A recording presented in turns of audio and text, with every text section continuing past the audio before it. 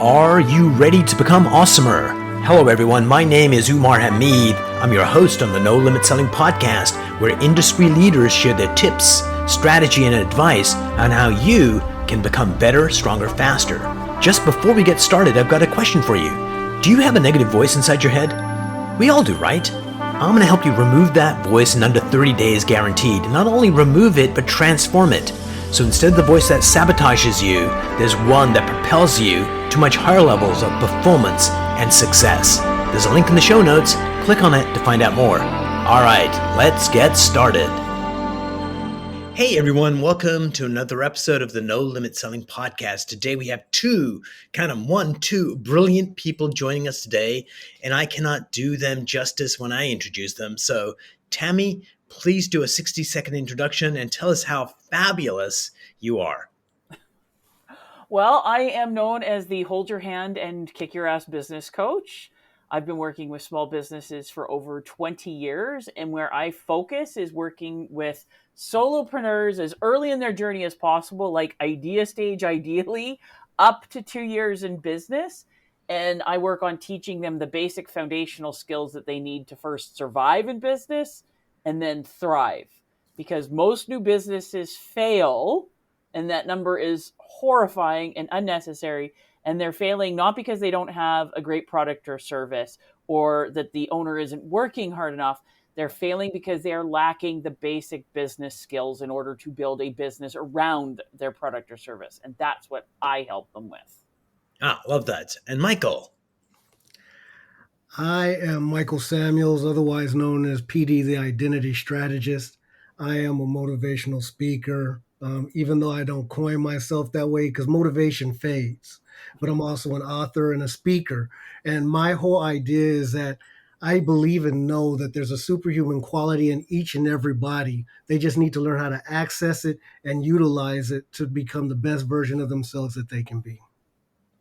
Yeah, words to live by, both of you, because ultimately at the end of the day, there's a quote from the guy that wrote the comic strip Pogo. It was like back in the ancient days in the 20s and stuff. And there's this one phrase that he used: we have met the enemy and the enemy is us. Yeah. And sometimes, so how come, Tammy, let's start with you. It's so easy to see greatness in someone else and it's hard to see it in ourselves. Mm-hmm. That's the way that we're raised in pretty much any culture I've come across. But definitely when I was growing up, it's like, you're not to toot your own horn. You're not supposed to brag or do any of this stuff. We are supposed to be polite and lift other people up. So it's always fine to project the good things out. And if we go through and we think about it, we can think about, if I ask you, tell me 5 mistakes that you made yesterday, and you'll go listing, you'll probably give me 50. But if I go, tell me 5 things that you did right yesterday, and most people are going, like, I have no idea what I did right. And we're focusing on the wrong things. And then we're wondering why we're not accomplishing very much, because we're always beating ourselves up. It's not saying we don't need to pay attention to where we fell short or where we need to improve. But if all of your focus is on that, you're not going to really improve that much. We need to focus more on what we're doing well and our progress and our successes so we can build on that. Absolutely. And Michael, why do you think, we tend to be our own worst critics? Actually, that's interesting because I kind of had that conversation with my son the other day. And it comes into more or less the fact that I agree with Tammy 100%. We were told not to, in essence, pat ourselves on the back or toot our own horns. And because of that, for so many years that have passed and gone on, because of who we are and where we're set to be, not just in the fact that we've lost identity and understanding of who we are, then we sit and we look at it because we build ourselves continuously, kind of like looking at Facebook or Instagram and seeing other people's lives. So we want to, in essence, be that person, but we're not. And it's so hard for us to pat ourselves on the back and take what I call the small wins over and over again, just even the smallest ones, to credit ourselves and say, hey, I'm doing the best that I can. But we want to be somebody else. That's why I believe that's so true in that aspect. We want to be we want to be 100 miles farther than the 5 miles that we're at. So it Mhm. kind of keeps us in the middle, because we both know that when you take a rubber band and pull one end and pull the other, that you're getting resistance on both ends, which keeps the one in the middle in the game of tug of war sitting quite there in the middle. Brilliant. So, Michael, one of the things you do is help people find strategy. So, why don't you define what is strategy? And a lot of people get confused by strategy and tactics. So, Hmm. define both for us, and maybe give us an example of those in action. And that could be seen, because it's seen differently by different people. Hmm. But one thing, and I'll kind of just tell you what I do, I mean, to help people understand, is that we first help them find their identity, and we help them build a straight plan and a strategy to accept who they are. And that's because in the beginning, we were given a blueprint in which we thought that's what man should be. And when we were kids, it was a lot easier, because it was like, hey, look, this is what a man does, and this is what a man is supposed to be. And now the lines are so blurred that I help them identify that. One, I say, like, who are you? And why do you want to do this? And then what is the point? What can you help? Who can you help? And why are we here? And when you've found your purpose and all that, I believe that then you can strategize more to move forward into helping other people to be who they need to be. Now, I agree. I think the strategy and tactics are two different, in essence, are two different things, because tactics would be more of a battle plan, and we're not looking for a battle plan right now. We just want to get you on the playing field so that we can get you to see what's going on in front of you, so you can build up your net worth and who you are, so that you can help, or even help yourself be a better person later on down the line, and strategize day by day by day, because not every day is going to be perfect. And so even in my own case, I have those days where I have to readjustify my, or redo my strategy, and kind of step over and start over again. Brilliant. So, just because I'm a pushy kind of guy, give Go me a ahead. one sentence. What is strategy? For me, strategy is a mental plan, while the tactical part is more of the hands-on physical battle plan. Brilliant. Well said. So, Tammy, you work with clients and help them build better lives. And how does strategy and tactics play into that? Well, I love what Mike was saying. Like strategy is kind of the big picture where you want to be going, and then tactics are more like the day to day. How are you going to be doing it? And you need both. I always say, okay, you can go to New York, you could go to Tech, you can go to San Francisco, or you can go to Sydney, Australia. They're all perfectly fine destinations, but depending on where you want to go, and more Mm, importantly, where are you starting from, you're going to be planning things out a bit differently. You can, like where I am, I could definitely drive to San Diego, but it's going to take a little bit of time. I cannot drive to Sydney, Australia. So once we've figured that out, then we can look at the tactics. Okay, well, do I need to be booking a ticket? What ticket am I looking at? How long? How am I going to get to the airport? All of those things. That's more the tactics. And the same thing for when you're building a business. Like, what is your end goal? What is the purpose of building this? And then how do we do the tactics of what do you need to be doing day in and day out to help you accomplish that? So, I'll give you my kind of 2 cents worth on those two topics. So, strategy is really out thinking the situation. Mm-hmm. It's really figuring out how we're going to win, what we define that we want to win. And then the tactics are the things we do to implement that strategy, the day to day activities we do, email marketing, networking, all those kinds of things.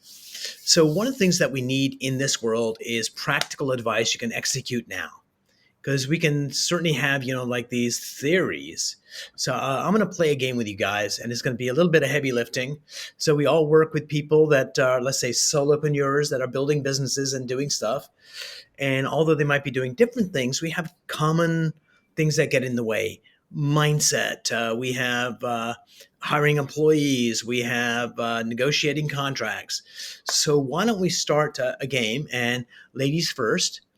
What's one piece of advice you'd give, Tammy, that would help fledgling entrepreneurs become more successful?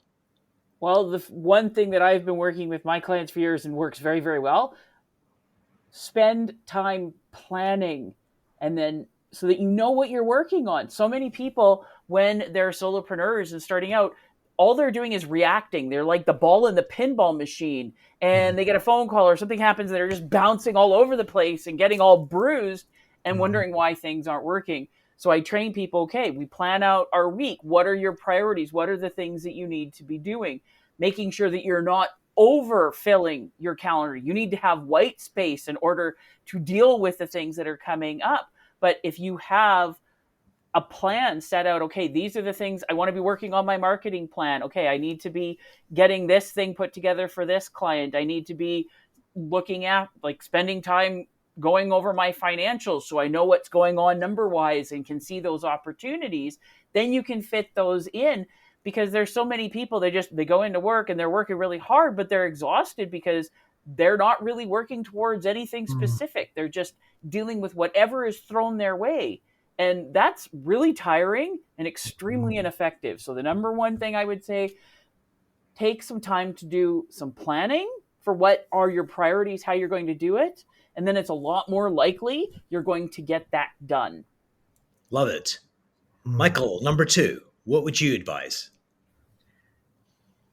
We making a plan, we do everything. But one thing I realized out of a lot of people, even entrepreneurs and even in my own self, is that it all falls down to mindset. Mm-hmm. And if your mind isn't correct, you're going to cause yourself to fail. One of the things that I say all the time is that your mindset will either be your prison or your passport. You decide.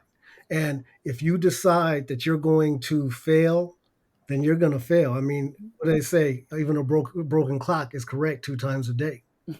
Now, if you set your mindset and say, "Hey, I'm going to do the best. I'm going to do better than I can, and I'm going to be the best in my field and the whole 9 yards."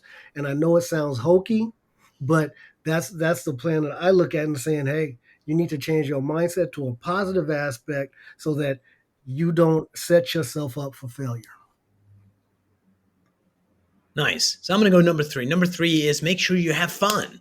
Yeah. That if your clients are laughing and you're laughing, your employees are laughing, there's joy there that's contagious and people want to work with you and people want to be your clients. So have fun and make that calendar it in if you need to. Tammy, number four to you. Okay, so I love what Michael said. I love what you said, because business is all about relationships, relationships with our Mhm. clients and customers, relationships with our suppliers, relationships with our subcontractors, employees, whatever you want to call them. And you need to be thinking about, you're dealing with people. So much of our world is going to apps and digital and all of this stuff. Well, that's wonderful. Mhm. You still have to remember you are a person dealing with Mhm. another person. And when you're building and strengthening those relationships, that's going to help you personally, because who wants to just deal with, like, nothingness? And that's what it is when you take the relationship out of it. And it helps you build a stronger business, because we do business with people we know, like, and trust. And in order for that to happen, Mhm. we have to get to know people, we have to like the people that we're dealing with, and we have to earn that trust. Yeah. So remember, you are a person dealing with other people. Nice. Mm. Uh, for you, sir, you get number five. I get, honestly, I kind of build off of what Tammy said because that's so true.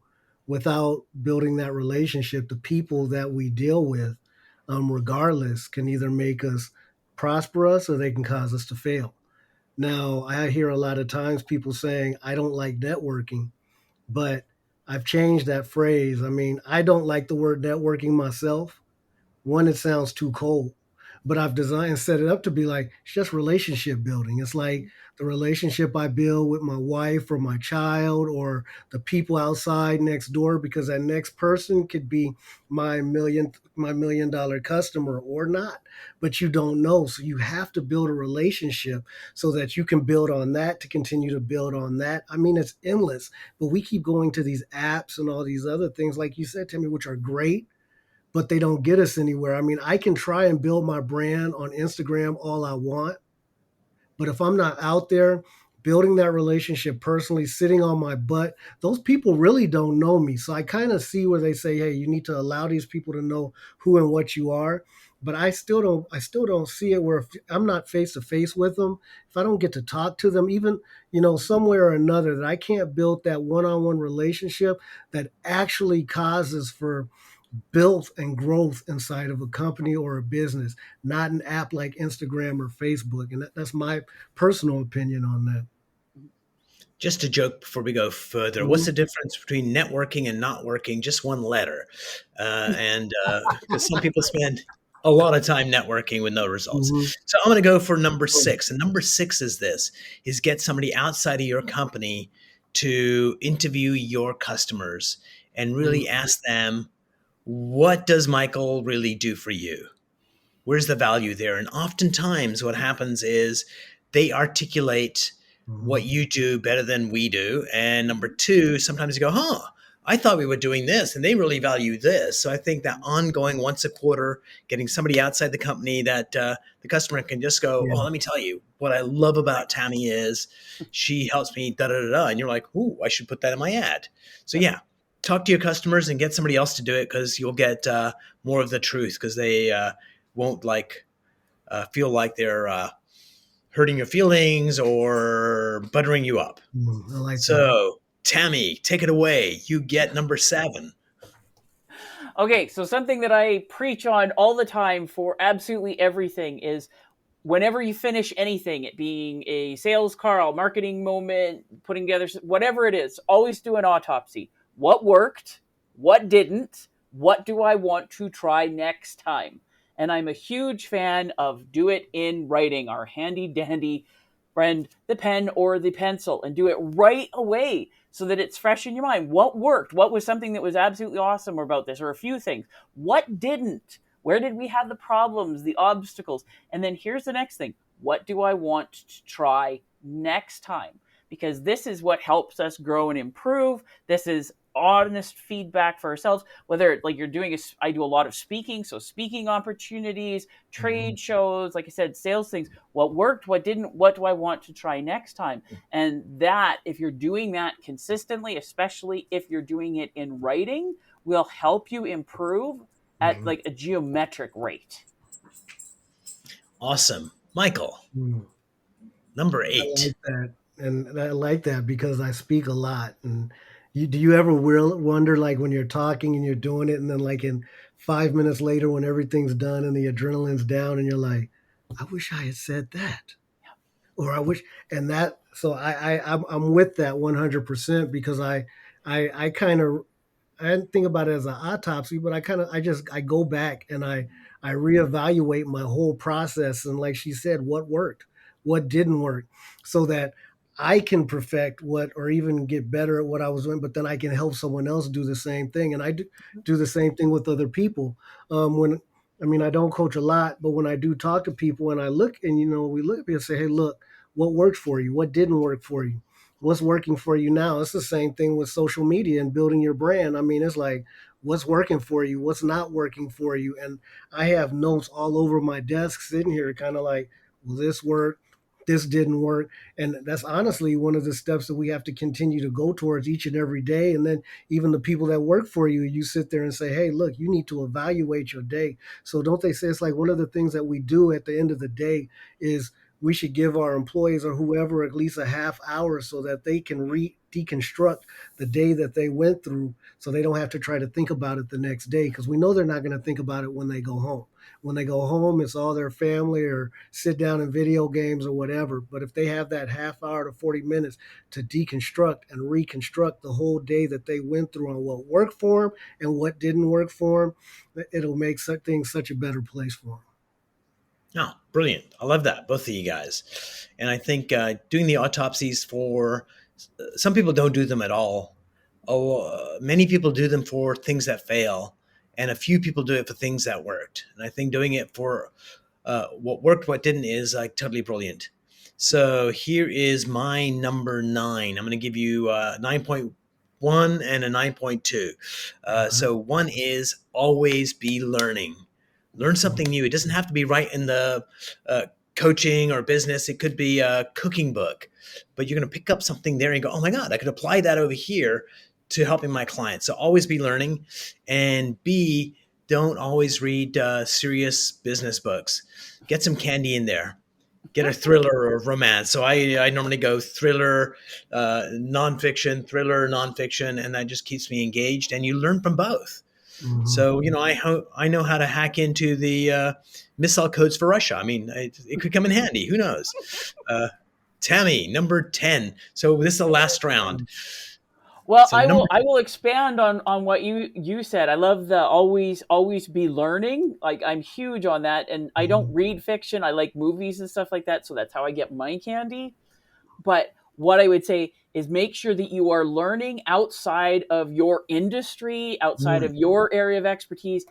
I love paying attention to what all sorts of other people are doing, and then stealing and adjusting what they're doing and seeing how that can work for me, or how could this work for a client of mine, where so many of the times we spend all of our time with birds that are just like us. Well, that keeps us in a very tight silo. But when we are like, I've got clients that are in the trades and professions and brick and mortar businesses and work at home and online and all of this.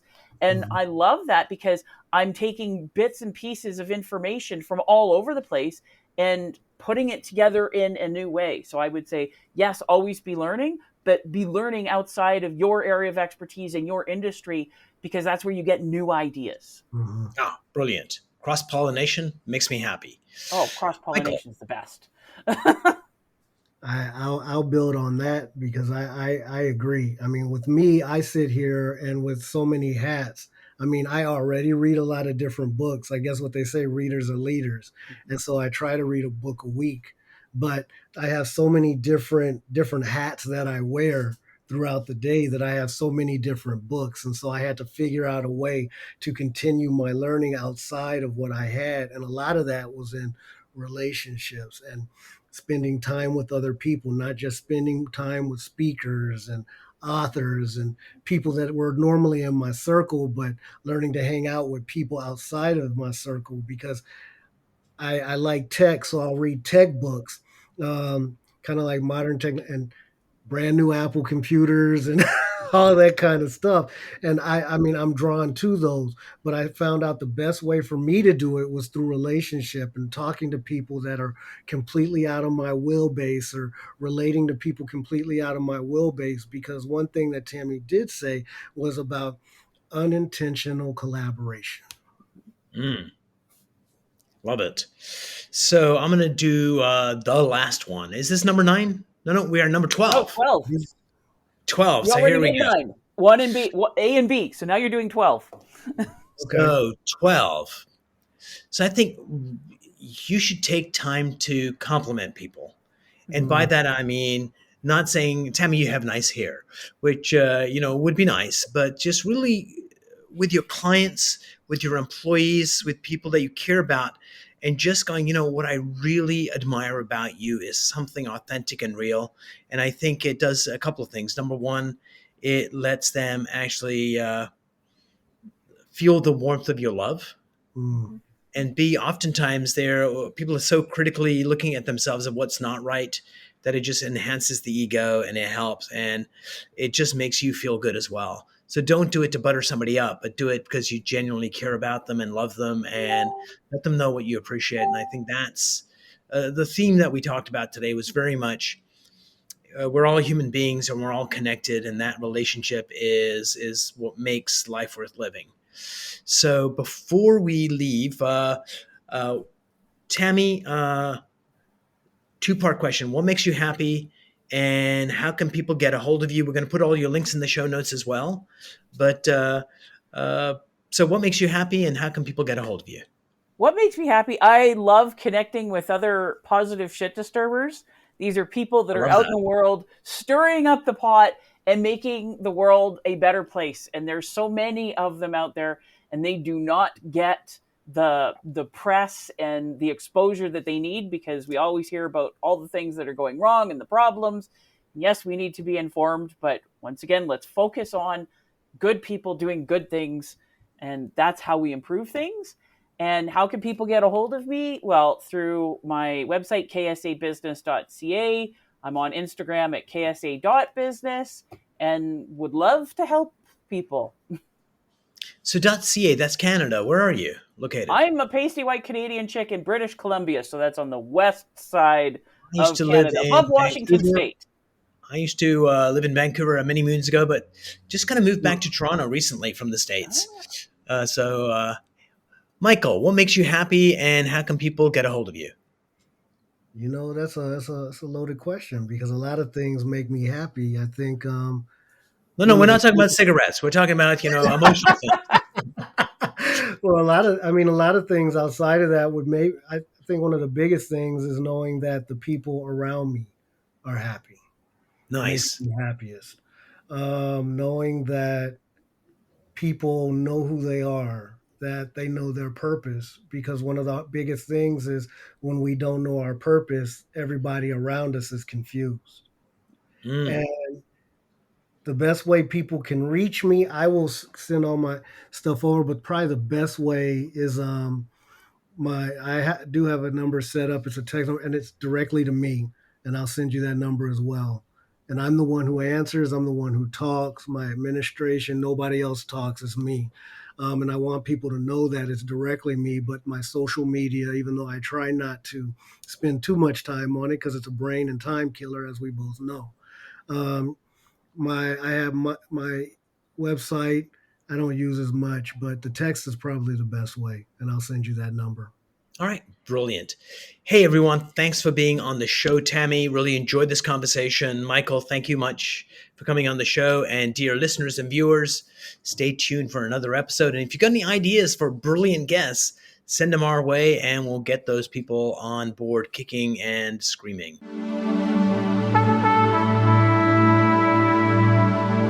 If you enjoyed this episode, please go to iTunes and leave a 5-star rating. And if you're looking for more tools, go to my website at nolimitselling.com. I've got a free mind training course there that's going to teach you some insights from the world of neuro-linguistic programming, and that is the fastest way to get better results.